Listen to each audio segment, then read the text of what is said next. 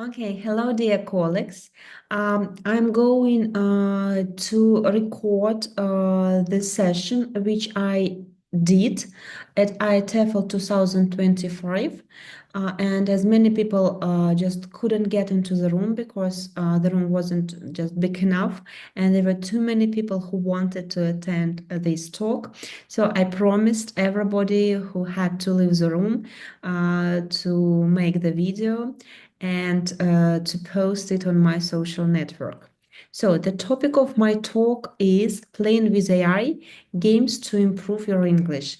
My name is Elena Peresada, and I'm the founder of Trend English Games. So, well, actually, at the company which I run, we make real um, card games. And I'm the author of over 20 different educational games, which are mainly used by teachers who work with preteens, teens, and adults. And the purpose of these games is mostly just to drill different grammar structures in a more enjoyable way without boring exercises. And of course, as the person who has been in games for so many years, um, I was and I am very curious about AI and how can I use AI for game design and for educational purposes. So, games and interactive activities with AI. When I learned about ChatGPT and other AIs. So I decided to try and play and to see what can I play with it. And the first game I tried, actually the first two games I tried, they were Handman and Unscramble the Word. Well, Unscramble is not actually like a real game. Yeah, it's more like game-like activity, but still. Okay, and Handman, yeah, this is one of the most popular, I think, games among English teachers, and we all believe that people who can't spell correctly, they must be executed. Yeah, so I tried these games with ChatGPT, and this is what it looked like. So I asked. ChatGPT asked me to unscramble the word and to guess what kind of animal it was. And it took me a lot of time. And actually, in the end, I just gave up. And when I gave up, this is what ChatGPT showed me. Uh, so you can see on the screen the word which was jumbled, and somehow it turned to be a shark. Of course, it wasn't correct, and I could have never guessed what it was actually. And just at that moment, I didn't realize that when we work with AI doesn't know anything about letters, yeah, and about words. It thinks with the help of tokens, so they're not words, they're not letters. And so if you want to play with AI any kind of word games, most likely you would fail. There are special platforms and services which offer you good word games, but just directly to go to ChatGPT or any other AI and ask them to play with you Handman or Unscramble, I don't think that it would work. So my next try, I decided to try another game which is called Extension Game, and this is the game where you add more and more words. You take turns to add in more and more words to your sentence and making it like longer and maybe more beautiful, yeah, more interesting. And so this activity worked pretty well. So we started with the cat. The cat is sitting on the mat with another sleepy kitten. So, and it was quite nice when you work on sentence extension and when you work on extension of so your students' vocabulary. Another game which I tried, it was banana game. Yeah, when you say a sentence, but the word which you hide in this sentence, you substitute with the word banana. You don't say the word, and other players they have to guess which word it is. For example, at the zoo we watched the banana gracefully swim through the water. So what it is? Fish, for example, yeah, or the banana roared loudly in the jungle, scaring all the other animals. So this game also worked quite well. I really liked the way it went. But there was one, and I tried one more game when you need to change one word in a sentence just to work on synonyms. It also worked pretty well. So we started with this initial sentence. The fat funny cat is playing with a red ball behind the sofa in living room. And so the fat funny cat, we changed in the fat naughty cat. Then the fat naughty cat is not playing in the living room, but in the dining room. Okay, also quite nice, and I liked it, and it really helped to think about some synonyms and to think about some vocabulary. Yeah, but I had one question. Why do I need AI to play these games? Well, actually, these games are perfectly well played without any AI. I can just come to the classroom and just play these games. I don't need AI. Or I can, if I have online students, online group, I can also just play these games without any AI. The fact is that very often we are so much carried away with the idea of this new technology or something new which comes to our life that we want to take it and bring to our classroom. But very often we don't need it. And we can do very well without this new technology. I remember, well, I've been teaching English for so long. I remember when video was a novelty. And to watch a video in my lesson, I had just to write a special letter to the head office, and they would bring me a TV set with a video recorder. And we had these videotapes, and we watched a film or something at the end. And usually I did it just once, maybe a few months, as a reward to my students. The same situation I can see with the games. Very often teachers bring any kind of games to the classroom as a reward, this cherry on top of your cake. And teachers don't realize that games are just teaching tools which must be used at some special points during your lesson. The same situation sometimes happens to AI. We just bring AI for the sake of AI, for the sake of new technology. But I think it's just as with the video. When we bring video to our classroom these days, yeah, we know that this video serves some particular purpose. So is it a video and you want to work on listening skills of your students, or is it just a presentation video to open up a lesson? So we know that different types of videos are used for different purposes. The same with the games and the same with AI. So don't bring AI just for the sake of AI, even if it is a game. So, but if you can find something which really helps um, your students to work better and to drill and practice some skills in a better way, then yes, then you can bring AI to your classroom. For example, this is a good example which you can see on this slide. This is a game, online game with AI, human or not. So you ask questions the agent on the other side of the screen, and judging by the answers, you have to say whether if you were talking to a man, to a human, or to a robot.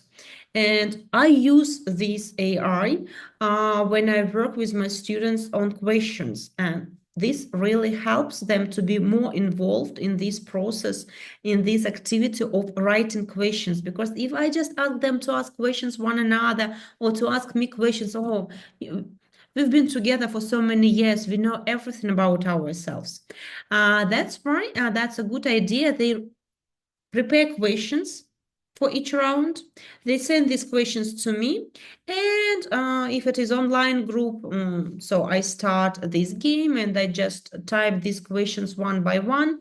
Or if it is a face-to-face group, I just use screen, and the students can also follow this activity. This works, and I understand that this AI is good for my lesson.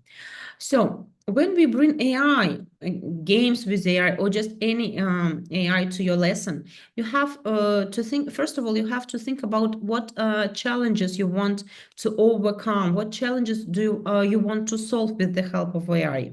And I think that the biggest problems we have in our classrooms as teachers, that there is, it is very difficult to reproduce real world communication scenarios inside the classroom. Yeah, it just pretend you're in a shop, pretend you're at a conference. It's all about pretend or imagine, but this is not real.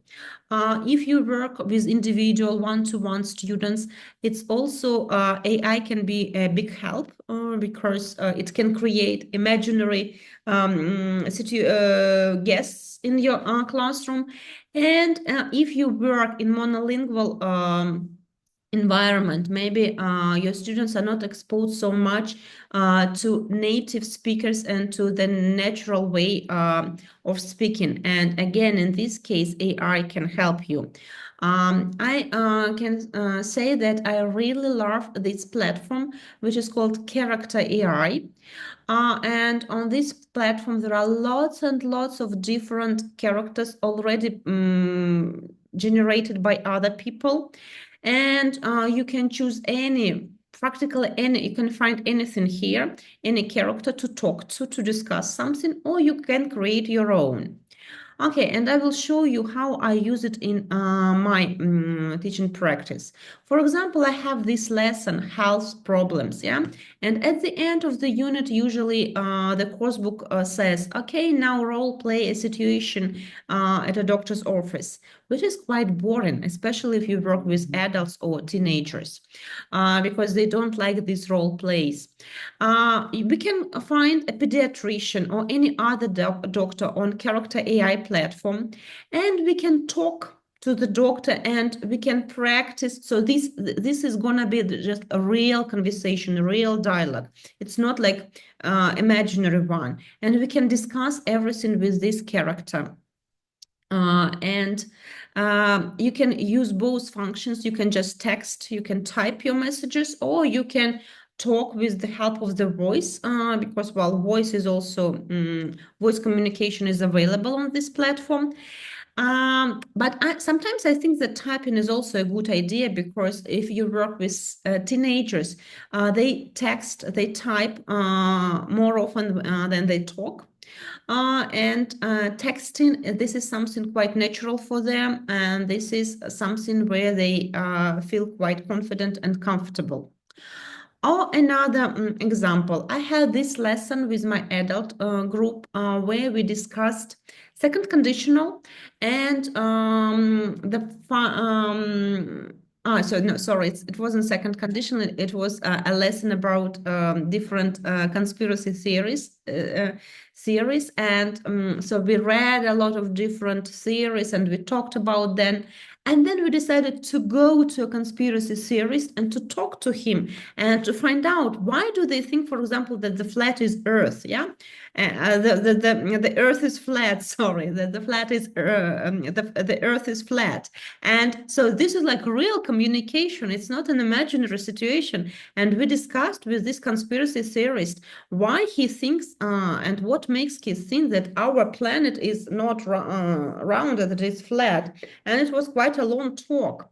And it was a real speech practice for my students. One more example, when I was practicing second conditional with my students, at the end of the unit, we were asked to make a survey. What would flying cars look like? What problems we might face if we had flying cars? Okay, and we could have written more questions to make a survey. How can you make a survey in a group of students? Let's say you've got 6 or 8 students, even if you have 10 or 20 students. It's still not like a real survey. A real survey is when you talk to maybe 50, 100 or more people. Anyway, it's always a good idea to go and talk to someone who is not in your classroom. And this is what we can do with the help of character AI. In group, we write down questions. Then in groups, students decide what kind of characters, what kind of people they want to talk to, and then they go and make this survey. And it looks like this.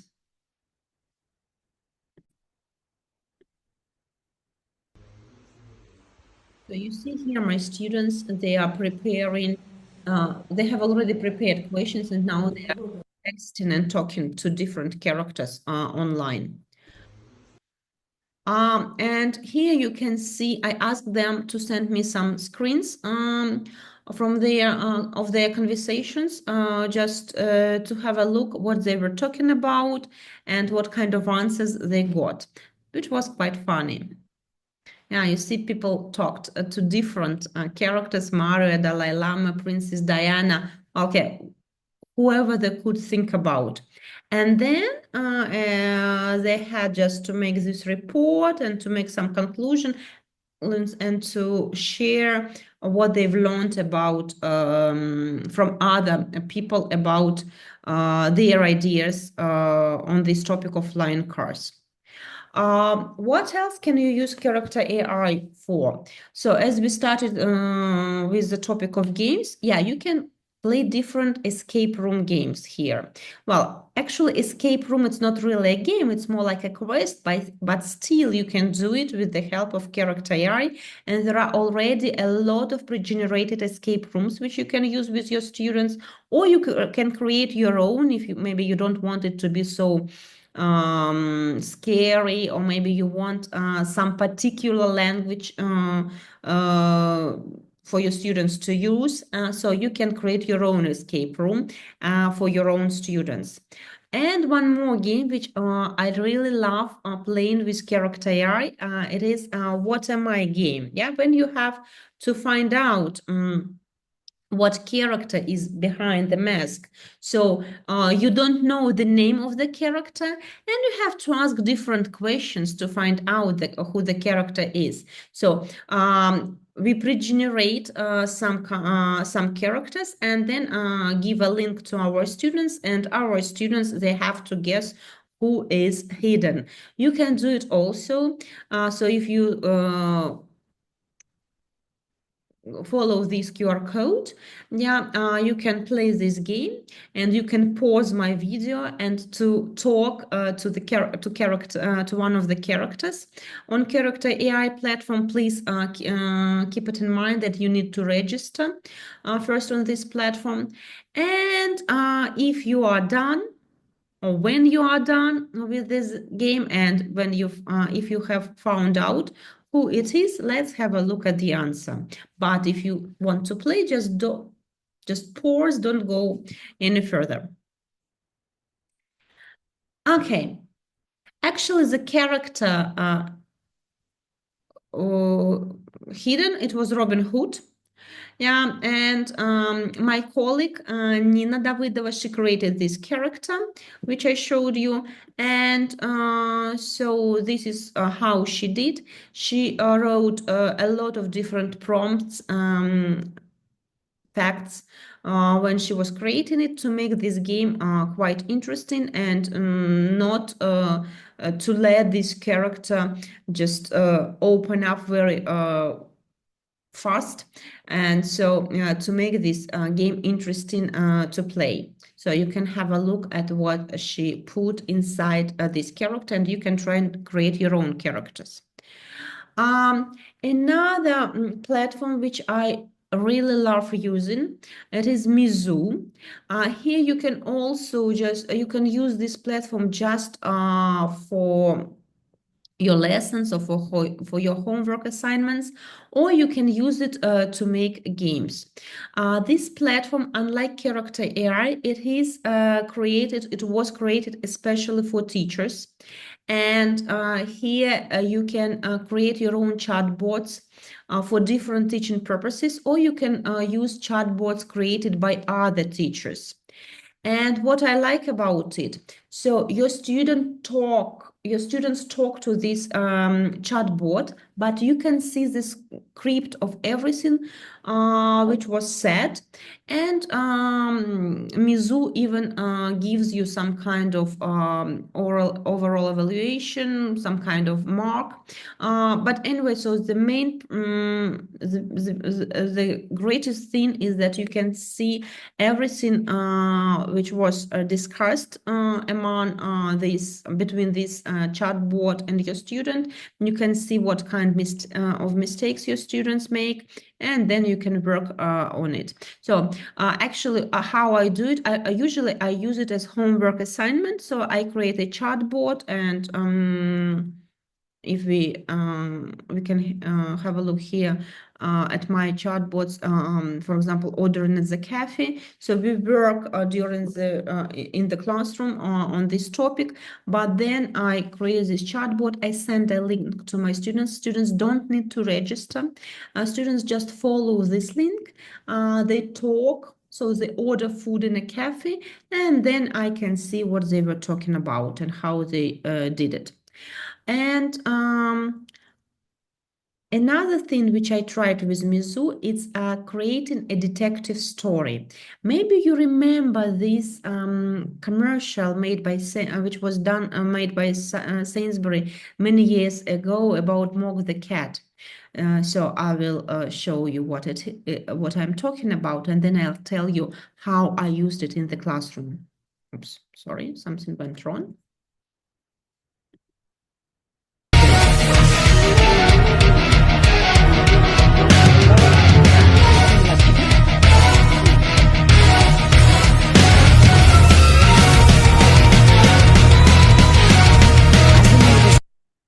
Okay, so in this commercial, Mog the cat makes a fire, causes fire in the house, and but I tried to put this story upside down. I didn't show my students the beginning of the video. They started watching it only from this point where the fire brigade came just to put out the fire. And my students, I told them that they are now detectives and they need to help the mother of the house to find out who was guilty. Was it the cat? Was it the father? Or were these the children? And I created 3 different chatbots for the cat, for the father, and for the children. And so my students, they had to choose who they want to talk to first, second, and finally. And they talked to these characters, and then they made their conclusions, and they tried to investigate and to find out who was guilty. The lesson plan for this activity can be found if you follow this QR code, or you can find it in my on my Facebook account.